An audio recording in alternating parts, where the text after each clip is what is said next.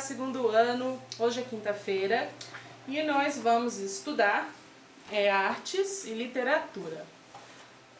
Espero que vocês estejam bem, que estejam gostando das nossas aulas e, como eu sempre digo, lembrando, se tiver alguma dúvida, entre em contato comigo, que eu toda manhã estou disponível para tirar dúvidas, ok? Vamos pegar então o nosso livro de artes. Se você tiver livro, esteja com ele aí, que você vai fazer atividade no livro e na plataforma, tá bom? Às vezes as atividades da plataforma são para copiar no caderno, então faça tudo bem direitinho, tá certo? No livro de artes, você pode abrir na página 8, que a gente vai começar um novo assunto. A gente tinha visto o pontilhismo, que são todas as obras que são desenhos e pinturas criados e feitos, produzidos através de pontinhos, né? E vocês estudaram isso, e agora a gente vai ver um novo assunto, que é cores quentes e frias. O que são cores quentes? As cores têm temperatura? O que são cores frias? Será que se a gente encostar numa cor quente, a gente vai queimar a mão? Não tem nada a ver. Então vamos entender o que são as cores quentes, o que são as cores frias. Acompanhe no seu livro de arte se você tiver livro. Se você não tem, apenas preste atenção aqui no vídeo, tá bom? Vou começar a ler então. Cores quentes. As cores quentes transmitem sensações, como calor e luz. Predominam no fogo, no sol e no verão.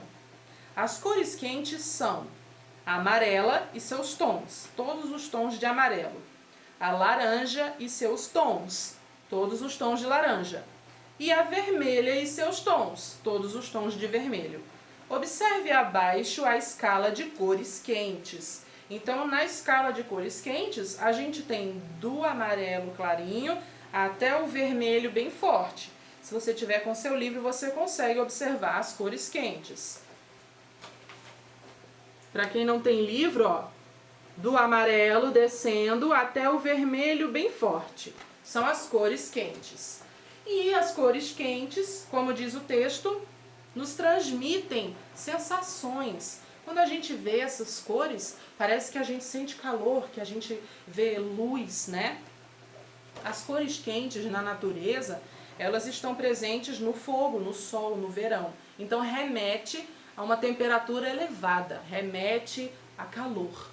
Então essas são as cores quentes, tá bom? Quais são elas? Laranja, amarelo e vermelho, ok? E agora as cores frias. As cores frias transmitem sensações como frio, tranquilidade e paz. Predominam nas árvores, no mar e na imensidão do céu. As cores frias são azul, verde, roxa e só. Azul, verde e roxa. E seus tons, ou seja, todos os tons de azul, todos os tons de verde, todos os tons de roxo.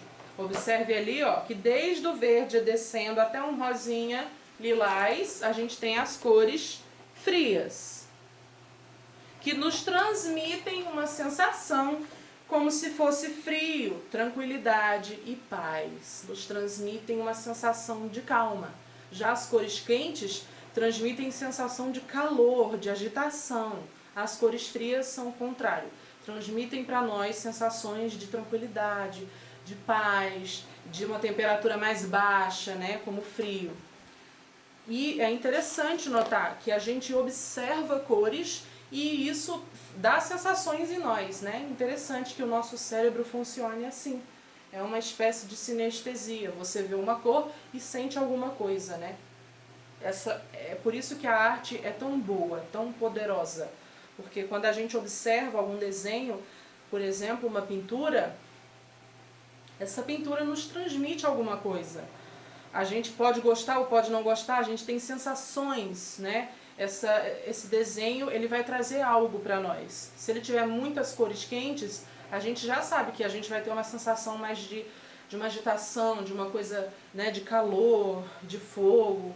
E se você tem uma pintura, uma arte que tem cores mais frias, vai vai lhe trazer o contrário, vai lhe transmitir mais tranquilidade, mais paz, uma coisa mais fria, mais amena, né? Por isso são chamadas de cores quentes e cores frias, tá? Aí na página 9 do seu livro, tem aqui a atividade, na página 11 também. Respondam as atividades da página 9 e da página 11 do livro de artes, além de responder as atividades aqui da plataforma, ok? Espero que você tenha entendido e para você compreender ainda mais essa questão das sensações das cores, observe as cores. Observe objetos que têm essas cores, compare as cores quentes com as cores frias e perceba como elas transmitem sensações. Talvez a gente nunca tenha parado para reparar nisso, para prestar atenção nisso, mas isso ocorre e é muito interessante de observar, tá bom? Agora, para a aula de literatura, a gente basicamente não teve tempo de usar, né, os nossos livros de literatura. Se você já fez a primeira atividade do livro de literatura, e eu espero que você esteja aí com ele, você não precisa fazer, obviamente. Aí você vai fazer suas atividades aqui da plataforma. Eu vou fazer uma breve introdução do que é literatura e depois você vai abrir o seu livro e vai responder as atividades. Se você tem o livro de literatura, eu imagino que você também tenha o livro que vem acompanhado, né, a historinha que vem com o livro de literatura, ok? O primeiro livro é A Fada das Folhas. A gente leu esse livro em sala de aula e aí a gente vai relembrar e vai estudar um pouco sobre ele. A Fada das Folhas é o primeiro livro. Então, o que é literatura? A literatura ela não tem um conceito definido. A gente não pode dizer com certeza absoluta o que é literatura. Mas a gente sabe que a literatura envolve toda obra escrita. A literatura mexe com a escrita. Então, a arte de escrever. Então, literatura escrita tem vários gêneros. Um escritor pode escrever um romance, que é uma história mais comprida, que tem uma narrativa grande, que conta a história de alguém, de um personagem ou vários. Um escritor pode escrever uma novela. Estamos falando de livros, ok? Uma novela na televisão, primeiro, ela é uma novela num livro, né? Ou no papel, tá certo? E a gente está falando de livro, de papel. Um escritor também pode escrever poemas, poesias, ele pode escrever contos, crônicas, biografias. O que é uma biografia?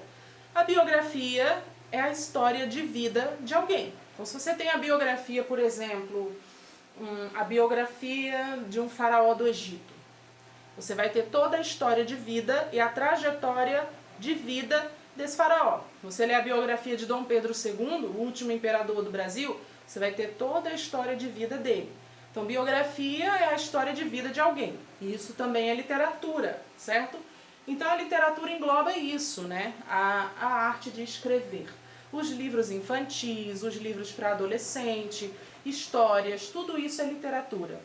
O mundo dos livros, o universo dos livros, certo? E aí, no seu livro de literatura, a gente tem a primeira atividade, A Fada das Folhas. Faça a atividade. Tem bastante coisa, tá bom, sobre esse livro. Mas para você responder as atividades sobre o livro A Fada das Folhas, é necessário que você leia o livro, né?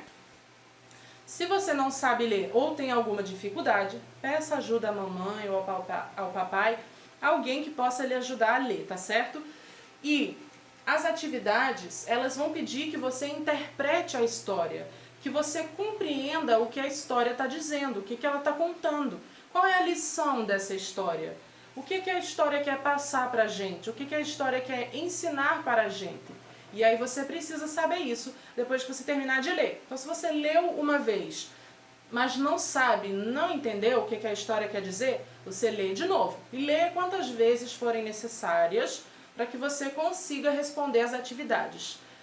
Peça ajuda à mamãe, se você puder, e se ela puder te ajudar também, e aí você vai respondendo, ok? E também responder as atividades aqui da plataforma, certo? Deixa eu ver o que mais.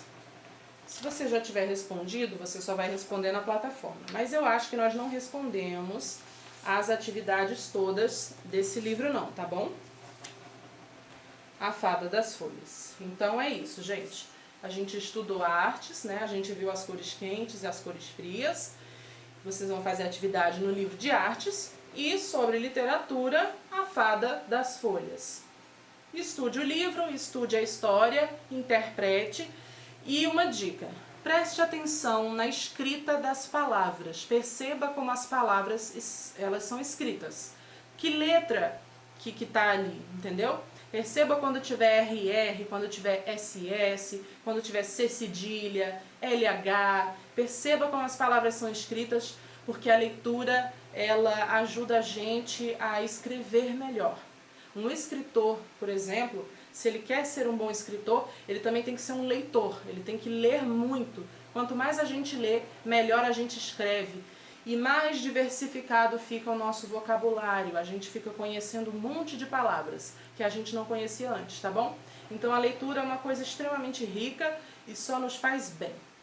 Então é isso, eu vou ficando por aqui e a gente se encontra amanhã na próxima aula. Beijo, tchau, tchau!